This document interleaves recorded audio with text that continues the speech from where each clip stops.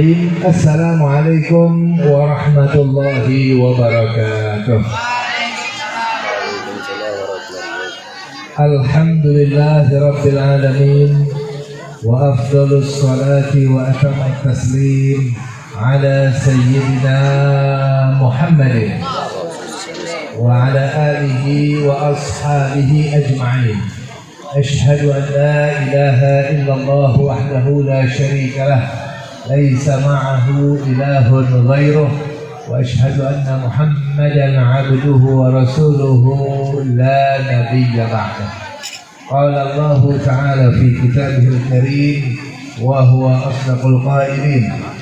Ya ayyuhalladzina amanu taqullaha haqqa tuqatih wa la tamutunna illa wa antum muslimun. Segenap para tokoh, para sesepuh, aparatur pemerintahan, para bapak, para ibu, hadirin wa hadirat rahimakumullah.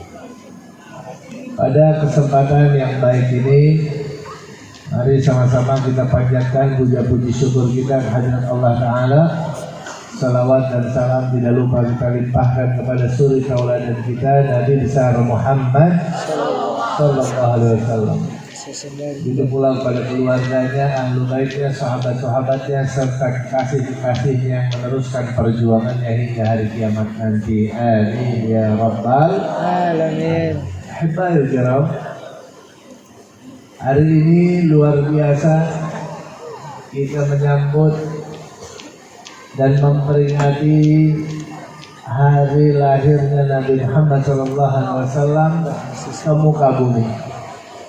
Seorang manusia disebut basyarun laisa kal basyar, manusia tapi tidak seperti manusia.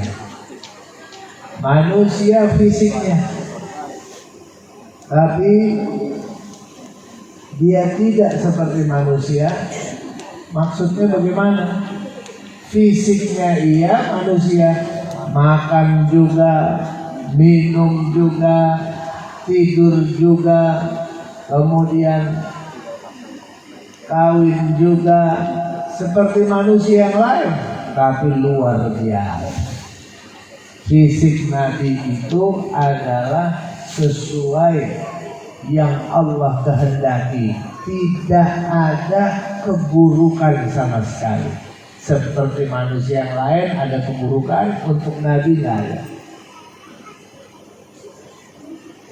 Kita manusia kalau keringetan rasanya apa? Wanginya apa badan? Bau apa wangi? Hah? Bau. Kalau Nabi Muhammad SAW keringetan tambah wangi, keringetnya jadi minyak wangi. Istrinya kalau Nabi tidur keringetan, Nabi lagi tidur dikerokin sama istrinya, diambil sampai Nabi bangun. Nabi lihat itu mau diapain? Mau dikumpulin ya Rasul buat minyak wangi. Nabi biarin, keringetnya minyak wangi. Itu Nabi itu. Ada lagi, kita kalau makan, kalau kencing rasanya apa tuh? Baunya bau apa wangi? Masya Allah.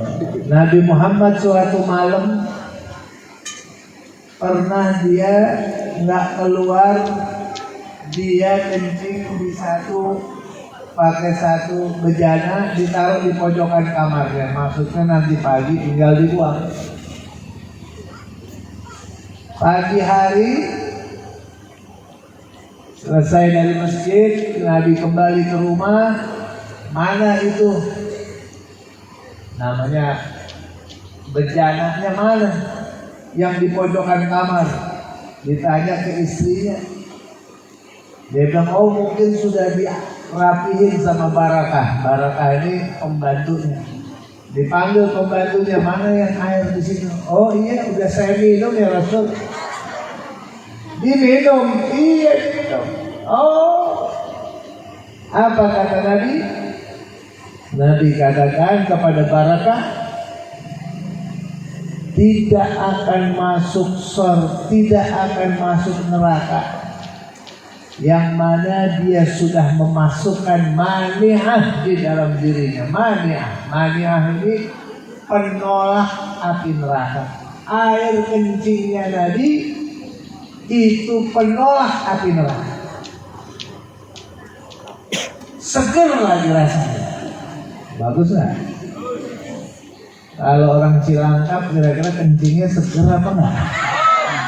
Apalagi habis makan jengkol. Wah, ampun dah. Habis makan jengkol, kencing udah. Biar disiram 7 kali tetap aja bau. Beda ini, dia manusia tapi beda. Nabi Muhammad SAW lagi cukur rambut nih, sahabat Nabi nadahin di bawah. Begitu cukur ditadahin, berebut dia bawa pulang, satu dapat, karena jarang-jarang cukur rambut. Berebut tuh sahabat Nabi, ngambil rambutnya Nabi SAW. Kalau ambil wudu berebut orang-orang. Nabi lagi wudu nih, jatuhin mukanya di bawah udah ditadahin. Pakai bejana, pakai piring, pakai apa supaya ngambil bekas air wudu Nabi. Untuk apa? Untuk obat, untuk tabarukan dibawa pulang. Kalau ada orang sakit dibalur, dikompres pakai itu atau diminumin, saudara. Luar biasa. Sahabat Nabi itu begitu. Ada lagi ketika Nabi SAW sedang dibekam. Lagi dibekam, darah bekas bekamnya itu dititip ke sahabatnya. Maksudnya nanti kumpulin, udah itu tinggal dibuang. Apa yang terjadi? Dibekam. Selesai bekam, Nabi bilang, mana darah saya tadi? Dia bilang apa? Sudah saya minum ya Rasulullah. Diminum. Akhirnya Nabi katakan, tidak akan masuk neraka yang mengalir di dalamnya darah saya. Subhanallah. Bagian dari diri Nabi apa saja, baik itu kencingnya, darahnya. Kalau darah kita najis, Nabi nggak najis. Bahkan pencegah dari api neraka. Masya Allah, itu rambutnya Nabi, bu. Sahabat Nabi kalau pegang rambut Nabi ini, Khalid ibn Walid Saifullah simpen rambut Nabi, ditaruh di topi perangnya. Setiap kali perang menang terus. Suatu saat topinya ini lagi perang besar, topi perangnya jatuh. Khalid bin Walid langsung berusaha untuk mengambil topinya itu. Di tengah-tengah kerumunan musuh, sahabat Nabi yang lain melihat geleng kepala, ngapain itu ngerebut topi, biarin aja topinya, tinggal beli lagi nanti atau bikin lagi yang baru topi perang. Kok dia harus sampai membahayakan dirinya untuk ngambil topi? Selesai perang dia berhasil ambil topinya. Selesai perang ditanya, kenapa tadi kamu mengambil topi sampai begitu? Kan bahaya tadi. Coba dibiarin aja, beli lagi yang baru. Iya, kata Khalid bin Walid, kalau cuman topi buat saya nggak masalah. Saya bisa beli yang baru. Cuman masalahnya di dalam topi saya itu ada rambut Rasulullah SAW yang saya taruh. Saya khawatir musuh-musuh saya nanti dia tendang topi saya. Karena dia kesal, dia tahu ini topinya Khalid. topinya Khalid bin Walid, akhirnya dia tendang topinya, padahal di situ ada rambut Nabi. Saya nggak mau rambut Nabi ditendang-tendang, nggak mau rambut Nabi diinjak-injak. Lebih baik saya mati daripada rambut Nabi yang harus jatuh ke tanah dan diinjak-injak oleh orang-orang kafir. Subhanallah. Tuh Khalid bin Walid, sahabat Nabi itu begitu cintanya kepada Rasulullah SAW, sampai rambutnya aja nggak dikasih untuk jatuh ke tangan orang kafir. Nah, sekarang kita bisa lihat itu bagian daripada fisik Nabi Muhammad SAW. Nabi Muhammad basharun laisa kal basar, manusia tapi luar biasa. Tenaganya Nabi Muhammad beda lagi. Tenaganya nggak kayak orang-orang. Kalau orang biasa, ada pegulat di Mekah namanya Rukana. Di Mekahnya orang pegulat disebut orang paling kuat di Mekah. Rukana ini orang kafir, orang musyrik. Dia kesel, dia datangin Nabi Muhammad SAW. Dia bilang apa? Muhammad, yuk kita bergulat yuk. Nabi bilang ayo. Syaratnya kalau kamu kalah, kamu ikut saya. Dia bilang ayo, siap. Langsung, kapan maunya? Bergulat. Ditetapin waktunya, langsung Nabi hadapin. Mulai bergulat, habis Rukana dibanting-banting sama Nabi Muhammad SAW. Dia bilang apa? Rukana nih, gue gak percaya kekuatannya sekuat ini. Ayo, kata kamu kalau kalah, kamu mau masuk Islam. Masuk Islam, nanti dulu. Saya masih penasaran. Gak lama dia datang lagi. Ya Muhammad, kita bergulat lagi. Kata Nabi, ayo. Cuman kalau kamu kalah, kamu masuk Islam. Baik, saya masuk Islam kalau saya kalah. Gue yakin banget nih, pasti Nabi Muhammad hancur sama gua nanti. Gitu kan. Begitu bergulat, habis sama dibanting-banting lagi ini Rukana. Sampai kalah. Dia bilang ini kekuatan apa? Manusia mana yang lebih kuat sama saya, gitu kata Rukana. Ini orang kekuatannya. Ketulungan Nabi Muhammad sangat kuat. Dalam riwayat sampai 3 kali, barulah akhirnya dia menyatakan saya nggak mau lagi bergulat sama orang yang namanya Muhammad. Nah ini dia masuk Islam setelah Fathu Makkah, baru dia masuk Islam. Bapak Ibu sekalian, itu fisiknya Nabi Muhammad. Jadi memang dia badannya itu dibuat sama Allah Ta'ala beda dari manusia yang lain. Sehingga apa?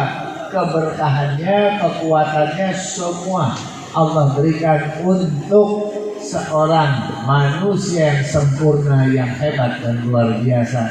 Dia adalah Nabi kita Sayyidina Muhammad Sallallahu Alaihi Wasallam. Bapak Ibu sekalian, tapi walaupun demikian, Nabi Muhammad dalam perjuangannya tetap Allah buat mengikuti sunnatul hayat. Misalnya apa? Tetap makan, tetap minum, tetap tuh. Bahkan apa? Dalam berperang, Nabi kita juga tetap kena panah, tetap giginya pecah. Lagi perang, robek-robek juga badan Nabi SAW. Tetap Allah buat sunnatul hayat. Sekalipun Allah mampu untuk membuat Nabi Muhammad misalnya kebal, atau Nabi Muhammad misalnya selalu menang, enggak. Tapi selalu Allah Ta'ala jadikan pelajaran bagi yang lain.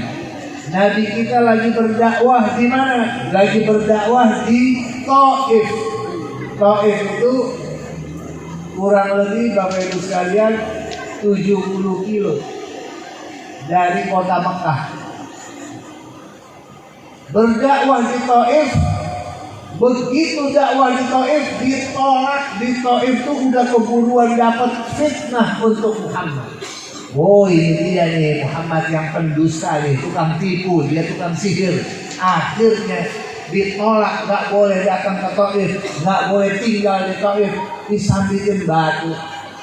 Saya baca dalam kitab karya Sirah Rasulullah SAW, karya Dr. Muhammad Habash, seluruh tubuhnya penuh dengan darah, dilempar batu berdarah-darah Nabi Muhammad SAW. Dibiarin sama Allah. Allah biarin itu berdarah-darah gitu. Kenapa dibiarin? Jadi pelajaran, supaya jadi pelajaran bagi umatnya di akhir zaman, bahwasannya perkara sebuah perubahan, perjuangan, bukan enak-enakan. Nggak bilang ya Islam ini berjaya kan karena mukjizat Nabi, kan karena Allah kasih bantu Nabi. Lihat dulu kayak apa tuh, udah berdarah-darah, Nabi kita udah lemes, baru malaikat datang telat, udah babak belur baru datang. Kenapa gak langsung aja? Allah mau kasih cerita nih buat umatnya.